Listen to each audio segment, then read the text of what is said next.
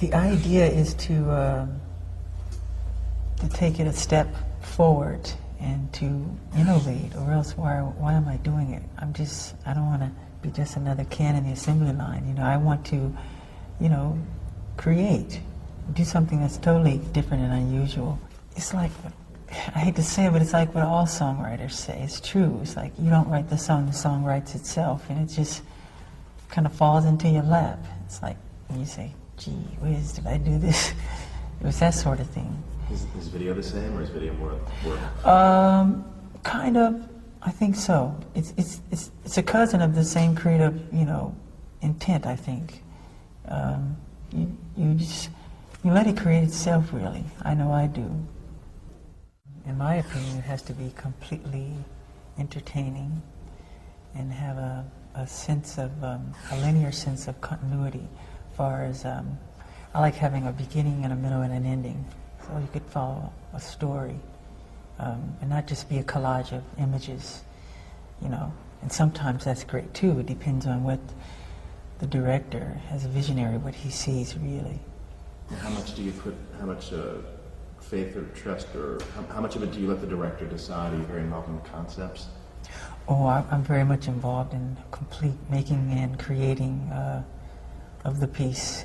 I mean, it has to be from my soul. Usually, it's an interpretation of the music, so I would think so, yes. But I'm hearing a radio next door, by the way, someone just picked the wrong time and started cranking the tune. Did you hear that? I love working with John Landis because we laugh a lot. We're never serious on the set. So it's fun working with John, because I get to throw water balloons and stink bombs and everything at him. That's a ritual for me. After we wrap on each video, I throw a lot of stuff at everybody. So that's fun. That's awesome. How did you first meet John? I met John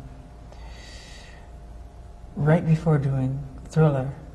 I called him on the phone. I think he was in London. And I told him what I wanted to do and what the concept was.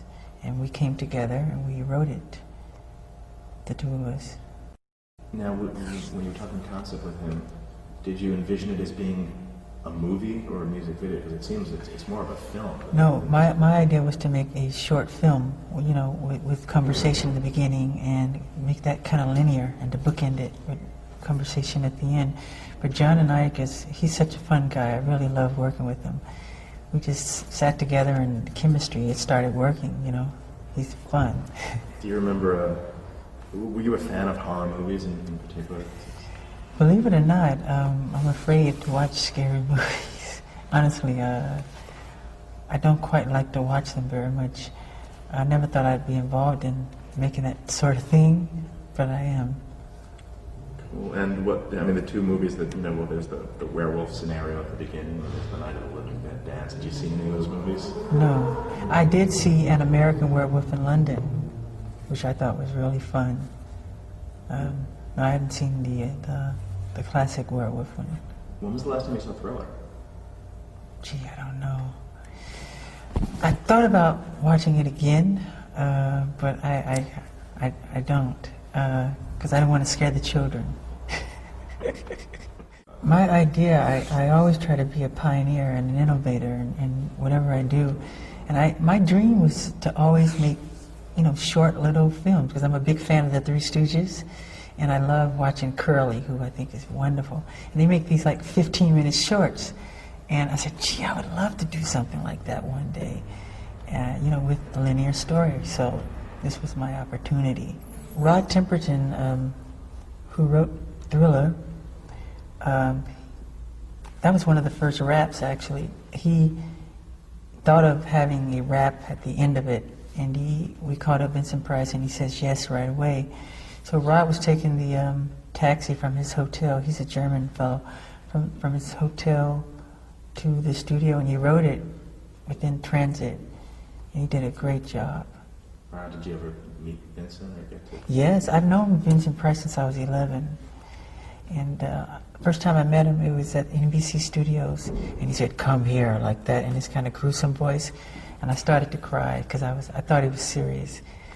Because I used to see him by turning the channels and those kind of, I think he was in The Raven and the House of Wax or something. So he scared me. And was there any talk of trying to get him actually in the video, or Pardon? to actually get him physically in the video? Or was that... No, there was never any talk about that, no. Okay, and some of the dialogue, we were watching the video earlier, and do you remember any of the dialogue from the scenes? Anything that jumps out at you from the film at the beginning with all of... From Thriller? Yeah.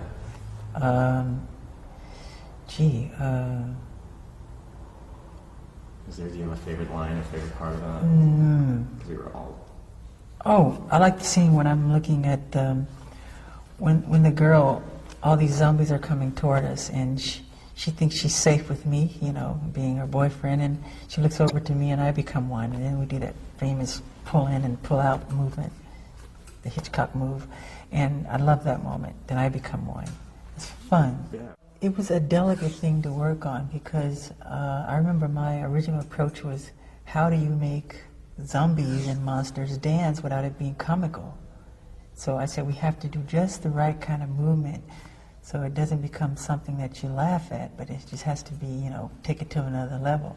So I got in a room with Michael Peters, and he and I together kind of imagined how these zombies should move by making faces in the mirror, and I used to come to rehearsal sometime with monster makeup on, and I loved doing that. So he and I collaborated, and we both choreographed the piece. And I thought I should start, you know, like that kind of thing, then go into this kind of jazzy step, you know. It's awesome because it kind of gruesome things like that, you know. Not too much ballet or whatever. right. It has that stiff movement to it. Yeah. You know, the length at that time, a 14-minute video, was pretty much unheard of. Were you worried at all that... No, because I knew if we did something with substance and content that people would watch, and it had great entertainment value, and if it held you, I knew we'd be okay, and that was the idea, you know. When you made the video, when you were making it, when you finished it, did you realize just what you'd accomplished, that this was going to be this groundbreaking? When I was in the editing room, I knew I liked it, I enjoyed it, you know, it has to be satisfying for me, and I enjoyed what I had seen when we finished it. So I was happy with it. Never totally satisfied, but I was happy. What about it would you have changed if you could? I'm not always happy with certain cuts and angles and the timing and, you know, those sort of things, you know. Your own worst critic, huh? Yeah, it has to be just right. Beat It. It makes me think of the song and working with Quincy Jones and all those wonderful people. I love Quincy. He's a wonderful guy to work with. And I remember him telling me to write a song that I would enjoy, you know, with an edge. So I went in my room and wrote Beat It. I don't know why, but I did. About, you know, two gangs coming together. And the song is so self-explanatory that it's so easy to make this short film. And I had seen, I think it was a McDonald's commercial, and I said, God, I like the rhythm and the cut of this commercial. I said, I want this director for this piece. So I reached out to him. So that was Steve Barron, not Steve, I'm sorry, Bob Girardi. Bob Girardi, better than me, good. Yeah, Bob was cool. That's awesome, I didn't realize that he came from that world. Yes, he started in commercials. Well, it certainly gave him a big opportunity there. Yeah. There was a time, was there a controversy at the time that MTV wasn't playing, you know, wouldn't play the video, and was it Billie Jean or Beat It that basically broke the racial I think it was Billie Jean, because that came before Beat It. It was between Mickey Schulhoff and MTV. I don't know the whole story.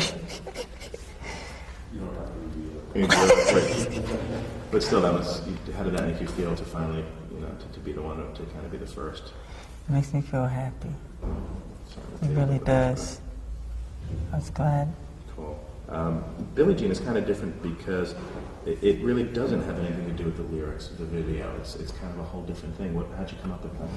It's kind of surreal and it's different. I didn't come up with that concept. It was, I think, a British fellow. Steve Barron. Yeah, Steve Barron. He just had all these different and I thought he had wonderful ideas, but I let him go with it.